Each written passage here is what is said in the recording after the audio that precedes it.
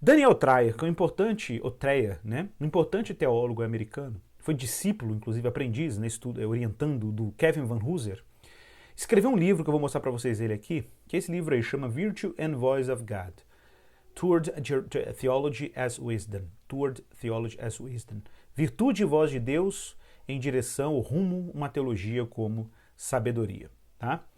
Eu vou abrir isso aqui para vocês verem que interessante. O Daniel Dreyer abriu uma importante investigação no sentido de tratar a teologia como um empreendimento sapiencial. Seu esforço está em oferecer uma alternativa às tendências da teologia moderna que tendem, no plural aí, ao cognitivismo, tá? Tende, né, a teologia moderna, no caso é as tendências, né? Ao cognitivismo proposicional ou ao experiencialismo expressivista. Vou explicar os dois, são duas correntes basicamente na teologia contemporânea, em que você tem um lado que valoriza a cognição, o intelecto, o rigor racional, e do outro a experiência religiosa, tá? São duas correntes aí do liberalismo teológico, inclusive, que se inspiram nessas duas posições aí. E aí, houve uma denúncia não tão recentemente, né? O Lindbeck tem uma obra clássica, que está na bibliografia do paper, que se chama A Natureza da Doutrina, um teólogo importante de Yale, né, em que ele propõe, como um teólogo pós-liberal, uma resposta a esses dois dilemas. O Dreyer oferece outra resposta, assim como Van Hooser também oferece outra resposta no Drama da Doutrina. O que é interessante é que todos eles estão envolvidos com um projeto em que você não despreza nenhum campo nem outro. Então, o empreendimento teológico sapiencial de Dreyer está relacionado com o que o Van Hooser trabalhava. E olha o que o Van Hooser vai dizer lá aqui é no Drama da Doutrina. Teologia como sabedoria, mais do que qualquer coisa nos ajuda a superar o feio abismo entre teoria e prática. Eu acho que tem tudo a ver. A sabedoria ela integra racionalidade e prática, ou praxis, ok? Isso tudo se integra na linguagem da sabedoria. A sabedoria tem esse poder de colocar coração, intelecto, ação, tudo integrado. E de fato é um termo agregador. Ele não desintegra, né? Então, isso é um ponto muito importante. Então, o que se tem hoje em busca, gente, é de um termo que consiga agregar tudo isso, tá? De acordo com Dreyer, a teologia deveria incluir contemplação, reflexão discursiva, afeição e ação. Tudo isso deveria estar dentro do escopo do trabalho teológico. E, de fato, eu tendo a concordar com o Doug Blomberg, um cara que eu já citei aqui, autor daquele livro Sabedoria e Currículo, Wisdom and Curriculum, um neocalvinista lá do Canadá, muito envolvido com a área de educação, reflexões aí na área de educação e educação cristã, reformacional. Ele diz o seguinte: porque a totalidade da experiência tem muitas facetas para além da dimensão racional.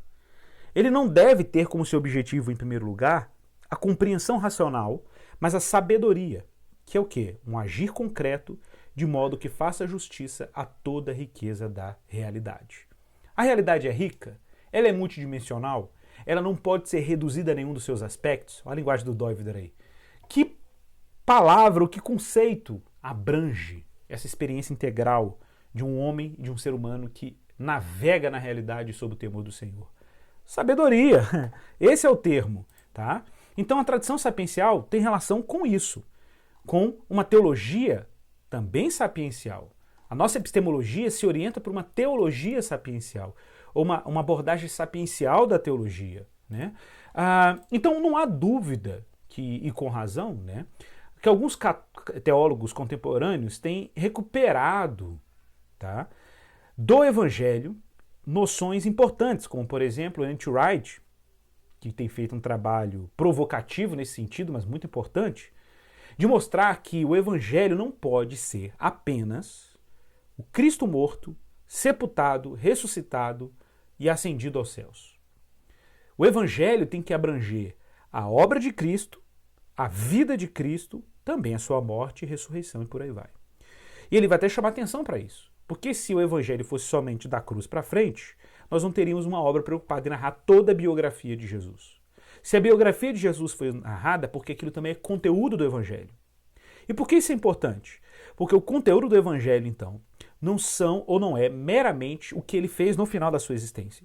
Tá? Na verdade foi um reinício, né? Porque depois teve a ressurreição. Mas toda a caminhada de Jesus é o conteúdo do Evangelho. E o que significa, então, no final das contas? Né? Isso significa, pessoal, que Jesus... Deixa eu só voltar aqui que o meu paper aqui saiu do lugar. Deixa eu voltar aqui, gente, só um pouquinho.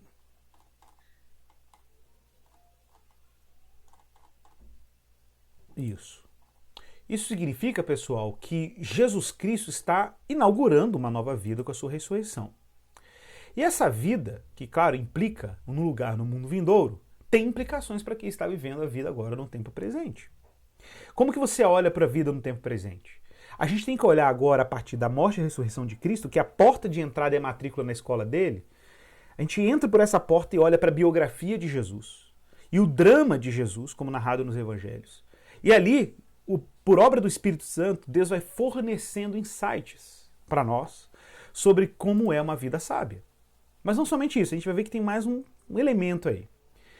Então é importante recuperar o discipulado da sabedoria. Mas esse discipulado da sabedoria que vem do próprio Jesus. Lembrando que sabedoria é uma linguagem do reino também. A sabedoria estava associada à realeza do Antigo Testamento. E Jesus fala do reino. E viver o reino é viver numa realidade governada por Deus, pela sabedoria dele e pelas leis dele. Então observe que na medida que a gente vai avançando, a gente vai percebendo que o evangelho implica numa transformação profunda na vida do cristão, mas uma transformação que implica na introdução dele numa nova realidade, no caso, no próprio reino de Deus. O pecado descolou o homem do mundo da sabedoria. Por isso que o homem se lançou numa vida de tolice. O que o evangelho faz? Reintegra o ser humano para o mundo da sabedoria. Devolve para ele o mundo sapiencial.